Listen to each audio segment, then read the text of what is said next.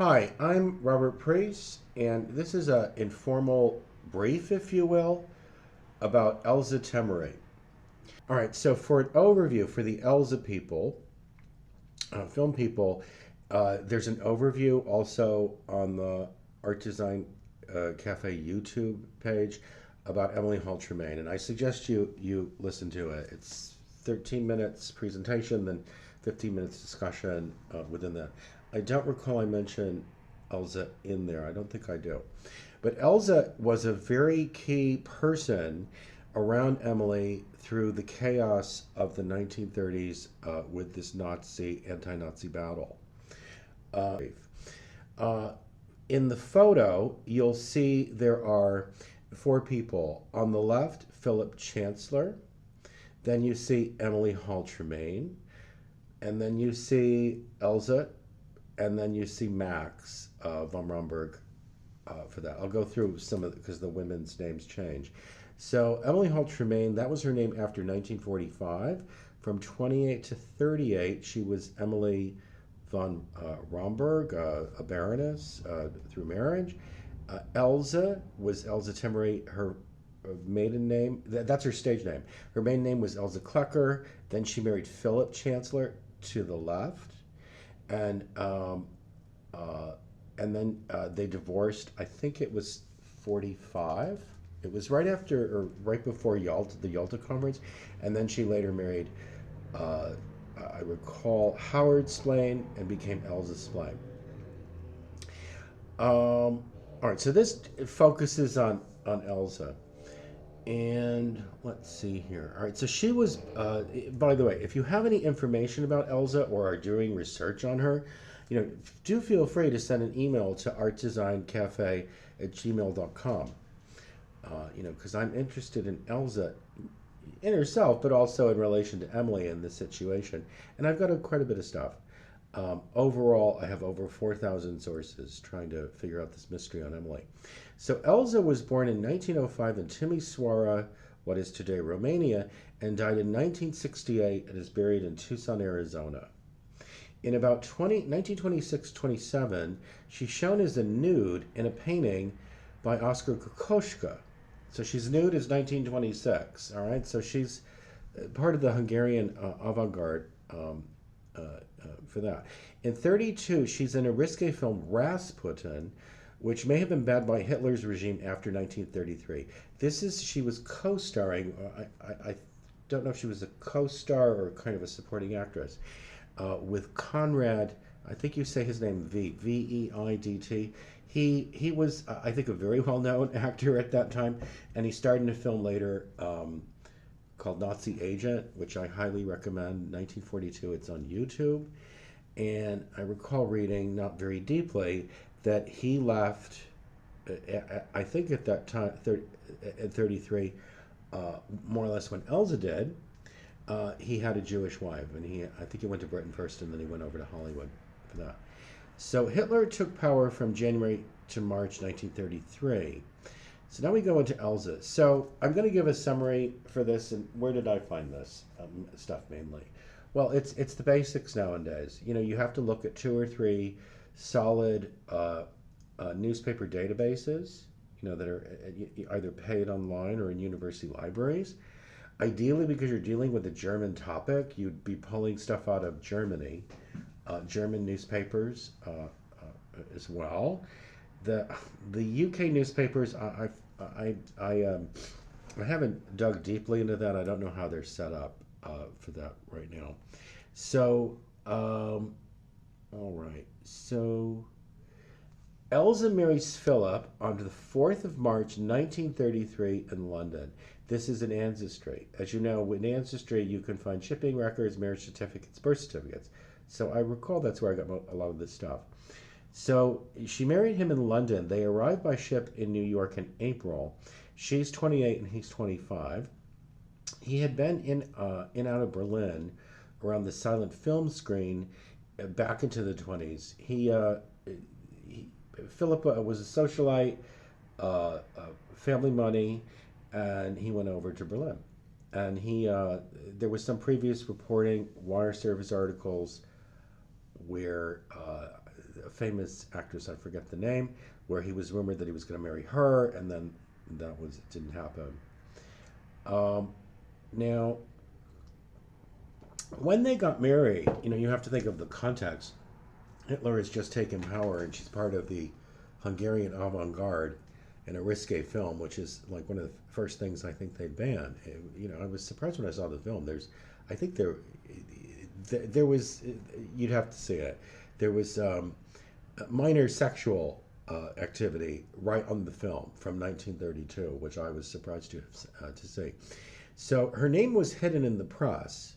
Philip, it was in wire service reports, and her name is not Elza Temary or Elza Klecker, her real name, but Elza Tenere, and I think ELSA, from Vienna. So I don't know. I suspect that they were going. There would be wire service because Philip had been in there. That they just decided to announce misspelling her name to keep them off various trails. In the marriage record, it's noted that her father is deceased. And I don't know, but she and her family may have been Jewish. They were, I think I saw something, he was a shopkeeper. And they were from Timisoara, Romania, with Hungarian nationality in Germany. However, I later saw that her mother, who also emigrated out, was connected to a Catholic church, and I recall that Elza, but Czech, was buried in a Catholic cemetery in Tucson for that. So then Philip and Elza go to Santa Barbara, Montecito for that. And a point on here, just so you don't confuse Philip Chancellor. There are two Philip Chancellors. Philip S. Chancellor is Philip's father, and Philip M. Chancellor is Philip. Elza later gets her mother and her cousin out of Germany, and it's likely that Philip gave the financial guarantees. Again, that's all ancestry stuff. So, are they, so when I saw this, I thought, wow, maybe they were Jewish and they had to get out.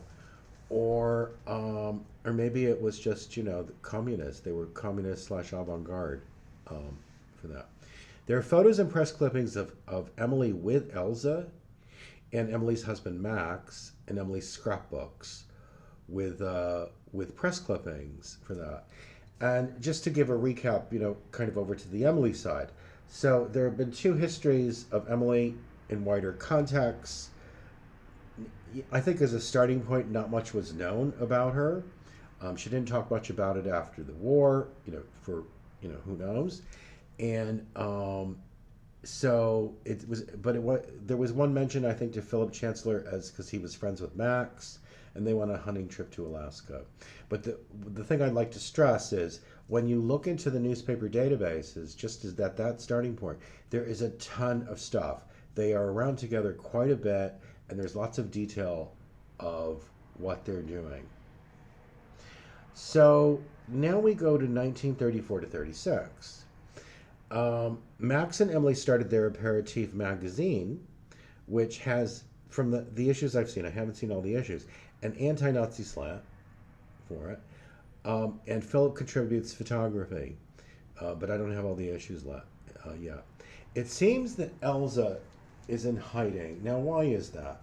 Because she was a Berlin silent film actress. I don't know how well known, but she did kind of star with Conrad Veidt. But she's not in the press, and you just think that she would have been able to do that. So there's that.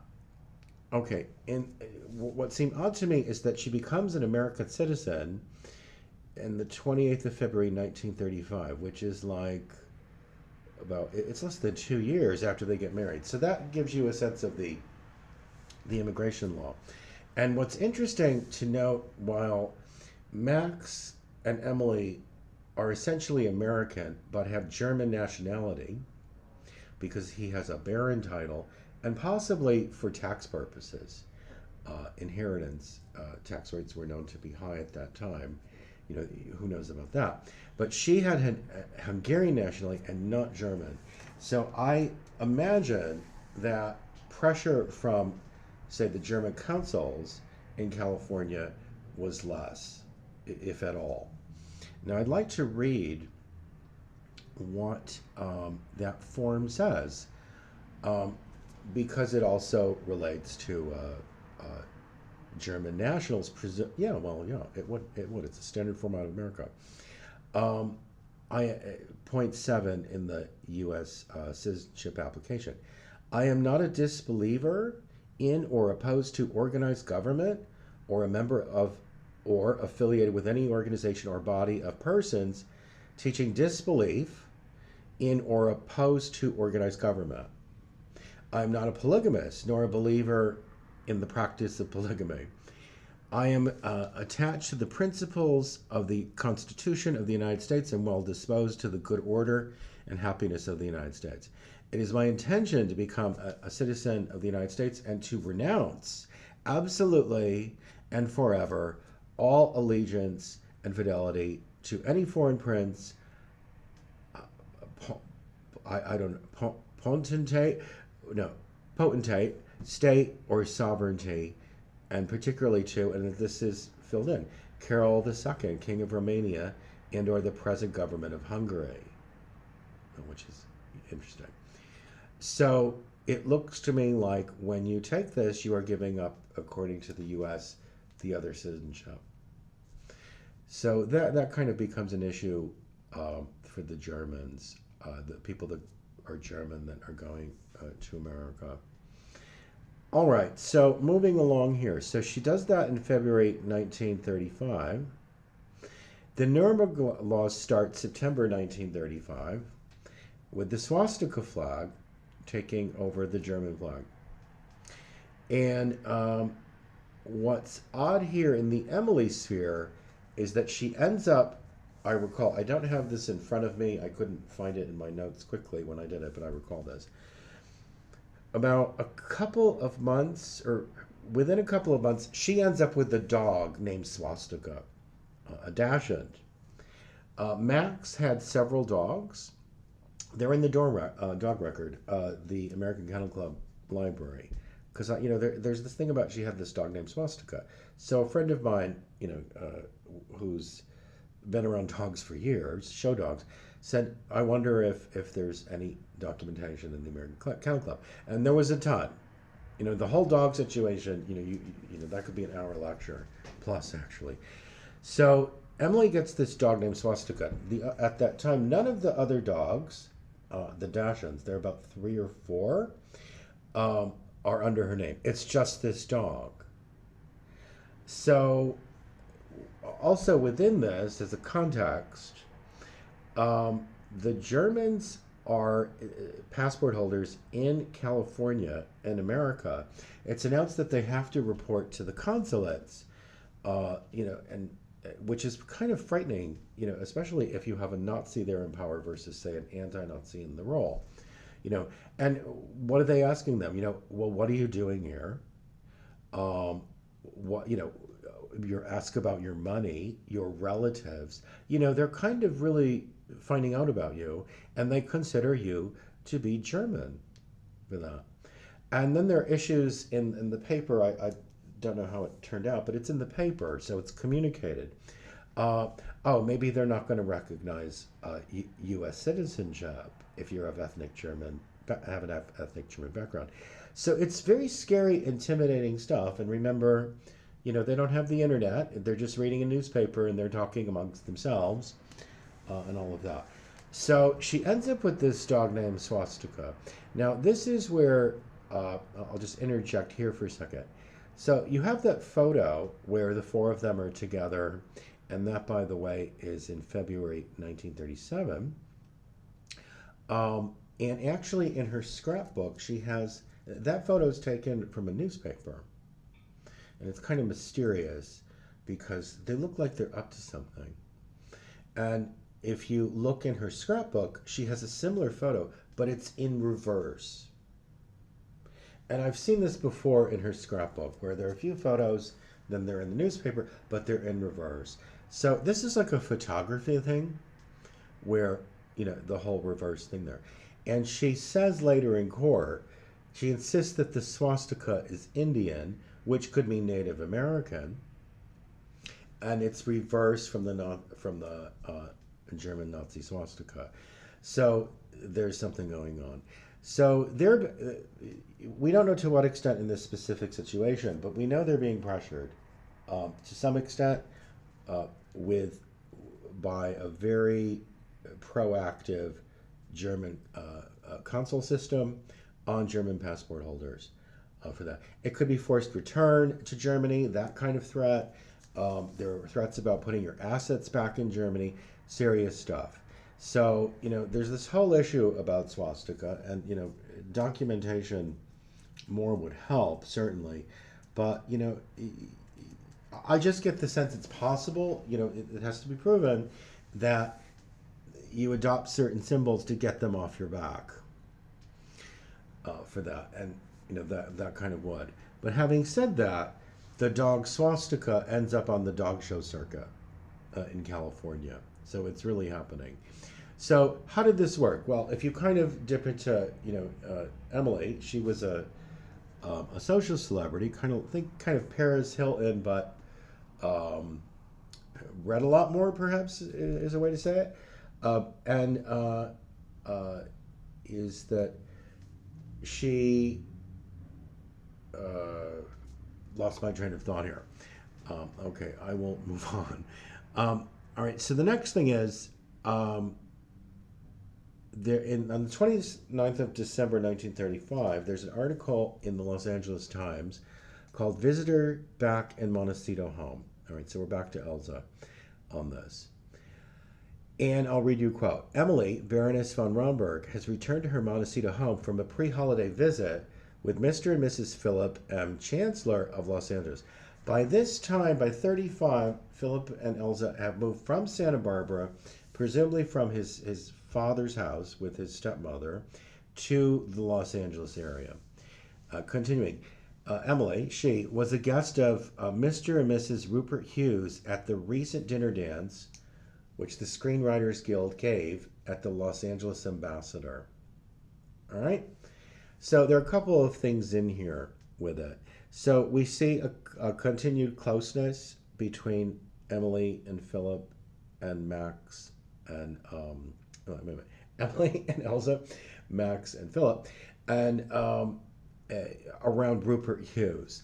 All right, so Rupert Hughes, I recall, later became part of the Hollywood Anti-Nazi League. And she had him, Emily, had him as her chairman of awards. She started up this magazine, Aperitif, 34 to 36. It shut down abruptly and curiously. And Rupert Hughes was to be the chairman of awards for California writers. So that's at that time. Now, what has just happened, if you go into Hitler in Los Angeles, is that Rupert Hughes, I think it's right before this, he gave a talk at the suggestion of a Jewish National Guardsman, Julius Klein, to the Deutsche House in Los Angeles. Those were the real Nazis. These were the hardcore Nazis. And they didn't know exactly what he was. He was speaking about George Washington. And basically, Julius Klein asked Rupert Hughes to give them a talk and blast them. And he did that. And I think there was a little bit of reporting, but it's in Hitler in Los Angeles. Yeah. So what's significant about this is you kind of have this anti-Nazi action by Rupert Hughes, who is Emily's current new chairman of awards for her magazine. And Emily is staying at Elza and Philip's house. All right? So there's that. Just as a side note, so Elza gets her mother and her cousin out of Germany, and have here noted on the 29th of June 1936 that her mother, Ernestine Klecker, applies for U.S. citizenship. So it's kind of like it's only taking 2 years to get that, but that you would check that. Now, all right. So where are we up to? And it gets crazy, believe me.